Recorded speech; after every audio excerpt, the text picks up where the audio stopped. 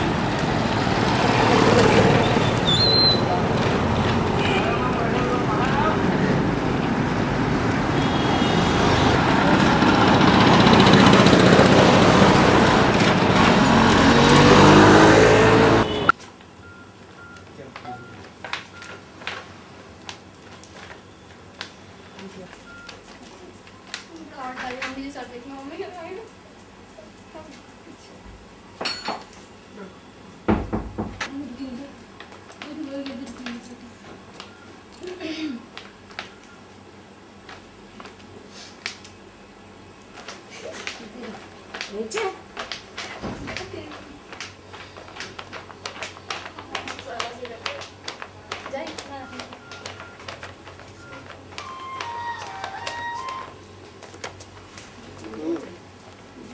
Hello हाँ हाँ बोलो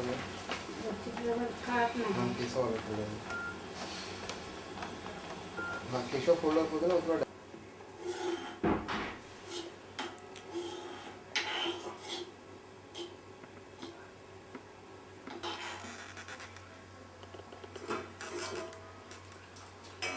खाली पानी हिला रहा है कढ़ैया पे मोमबत्ती से। अरे ठीक है।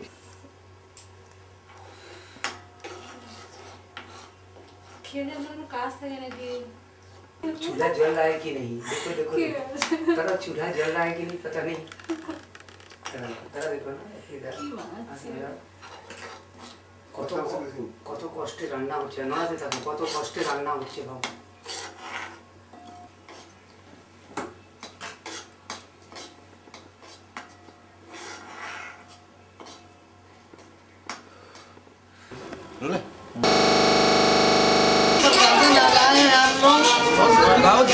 प्रशासन की टीम में ना प्लीज लाइट को व्यवस्था इतनी बुरी है कि हर आदमी लाइट करने का कोई नियम होता है सर बहुत परेशान हो गया, बहुत ज़्यादा समस्या हो गया लाइन का। कोई ना कोई तो नियम नहीं पड़ रहा है। लाइन इतना ज़्यादा काट रहा है। तो हाँ तो जाते ना तू हंसा ना मजाक मत करिए। बहुत सही है। लाइट के कारण बहुत ही मतलब मुसीबत को झेलना पड़ रहा है। नहीं ये कोई नियम पसीना निकल रहा है, कितना पसीना निकल रहा है। इतनी पसीना से बेहाल हो गए यहाँ के लोग।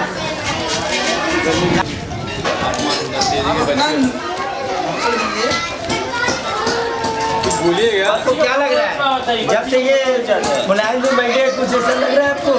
लाइन दिन पर दिन काटते जा रही है। चक्कर खा के गिर जाती है। कोई नियम ही नहीं है। सब पानी भर पा रहा है, काम कर जा रहा है। कोई टाइम हो, कोई टेबल हो, कोई हिसाब खा के लोट जा हमें सबको चार बिना ली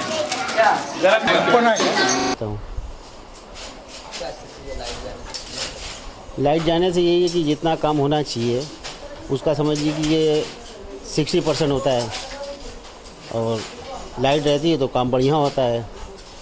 और यहाँ जो तो लाइट का कोई भरोसा ही नहीं, कब आएगी कब चली जाएगी। दिन में जब चाहे चली जाती, रात में चली जाती। बच्चे हैं, हम लोग बाल बच्चेदार आदमी हैं। सबसे ज़्यादा हम लोगों को देखिए लाइट ज़रूरी है। ये देखिए एक तागा है, हम लोग बनारसी काम करने वाले हैं, इसका तागा देखो बहुत महीन होता है और ये बड़े निगाह का काम होता है। अब इसमें लाइट ही नहीं रहेगी तो हम किस तरीके से काम कर पाएंगे। बैठे रहते हैं जब लाइट, अरे ये तो हम देख रहे हैं कि ये तो कई सालों से है, कभी ज़्यादा हो गई है।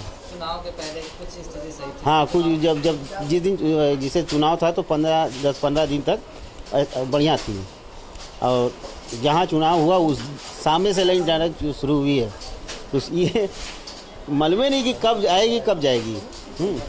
जब होते ही चली आती है। सुबह देखिए, अभी आज सुबह 7 बजे गई, करीब बहुत ज़्यादा असर पड़ रहा है। सबसे ज़्यादा मारे जाते हम लोग गरीब आदमी हैं, क्योंकि हम लोग बुनकर हैं। असली बुनकर हम हैं जो अपने हाथ से बुनते हैं साड़ी। और जब लाइट ही नहीं रहेगी तो हम क्या बुनेंगे बताइए। मेन चीज़ तो ये है, लाइट्स का काम है, हाथ से करते हैं, मगर ये कि लाइट तो चाहिए उसको देखने के लिए, वरना हम जो डिज़ाइन बनाते हैं गलत अलग भी तो हो सकती है, अंधेरे में करेंगे तो। 6 दिन तो नहीं आ रहे हैं, अब तो लग रहा है कि बुरे दिन आ गए। 20 घंटे मिल रही थी बिजली, अब मिल रही है 14 घंटे 15 घंटे। रात को कटौती होती रहती है, सुबह पानी नहीं मिलता है, 8 बजे कटौती शुरू हो जाती है, जिससे घर में पानी का समस्या हो गया है, उसके लिए परेशान है। वो लग रहा है कि चुनाव का परिणाम आने से ही जनता के लिए और परेशानी का सबक हो गया है। अब मुख्यमंत्री लग रहा है हम लोग को विरोध में हो गए, अब मोदी जी अब आए कुछ करे इसके लिए तो कुछ सोचा जाए। दिन आने वाले थे, अच्छे दिन लग रहा है कि अब ख़त्म हो गया है। विश्व की प्राचीनतम नगरियों में से एक है, सर्व विद्या की राजधानी है, आदि आदि।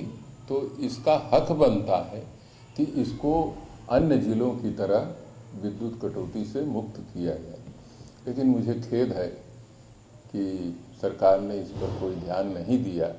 और अब तो मेरी मांग उसमें एक ये भी जुड़ गई है कि चूंकि जो डेजिग्नेटेड प्रधानमंत्री हैं, अभी चूंकि शपथ ग्रहण उनका 26 को होगा, इसलिए वो डेजिग्नेटेड कहा जा रहा है कि वो प्रधानमंत्री है। उनका संसदीय क्षेत्र होने के कारण एक स्वस्थ लोकतांत्रिक प्रक्रिया के तहत ये हम मांग कर रहे हैं कि भले ही यहाँ सरकार दूसरी पार्टी की है, लेकिन उसको उन परंपराओं का मर्यादा रखनी चाहिए।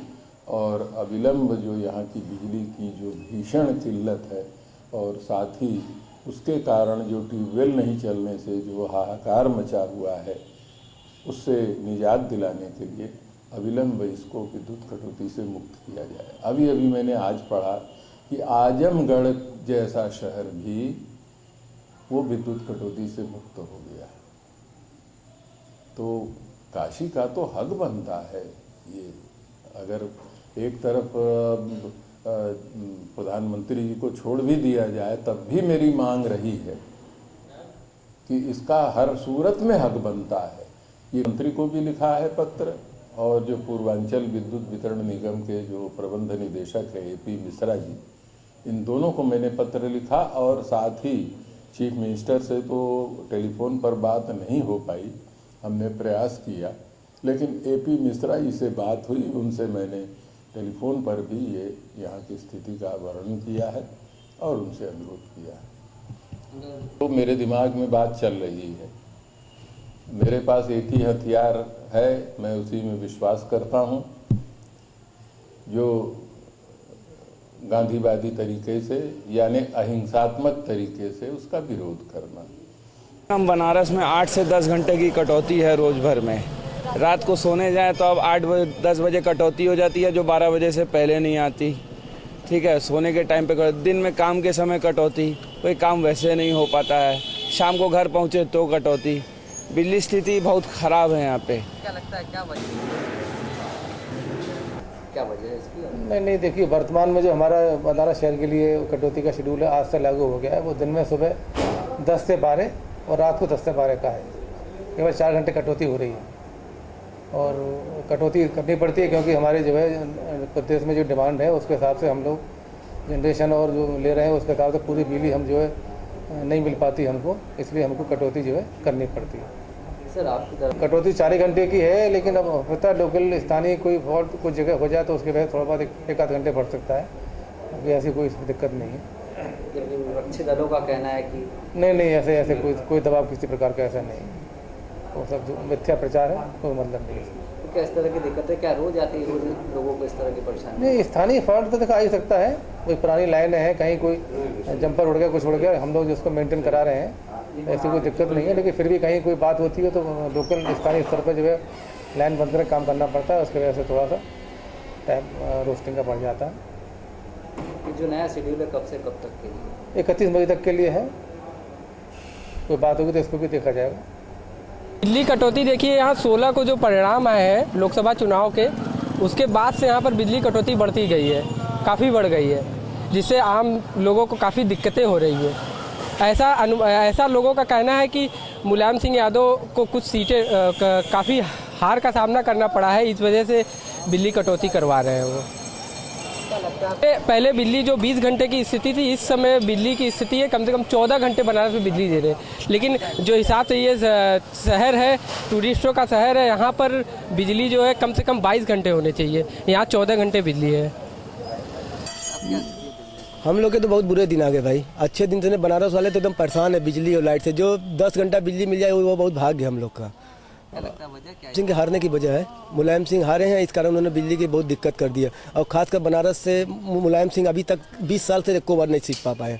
इस कारण हम लोग परेशानी में पड़ गए हैं और आगे चल के और परेशानी झेलते ही रहेंगे, क्योंकि बीजेपी कुछ नहीं कर रही है बनारस वालों के लिए। ये सब तो स्लोगन हैं भाजपा संगठन के, और किसी बात को बहुत बढ़ा चढ़ा कर कह देने से कोई समस्या का समाधान नहीं हो जाता है। समस्या का समाधान तो किसी व्यवस्था को सुचारू रूप से ठीक ढंग से चलाने के बाद ही होता है।